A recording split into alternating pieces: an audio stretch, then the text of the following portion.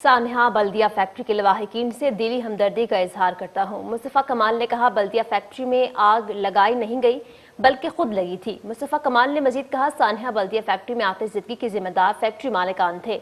सानहा बल्दिया case में कई बेगुनाहों को मुलविस किया गया। MQM पर इल्जाम था वो सानहा बल्दिया फैक्ट्री में मुलविस है। वाक़ई के 3 साल बाद MQM और कारकुनान को मुर्द इल्जाम ठहराया गया। सानहा बल्दिया केस में MQM कारकुनों को बाइज्जत बरी किया गया है। सुप्रीम कोर्ट के फैसले का खैर मकदम करते हैं। मुस्तफ़ा कमाल ने कहा, अदालत का फैसला हमारे नजरिए की जीत है।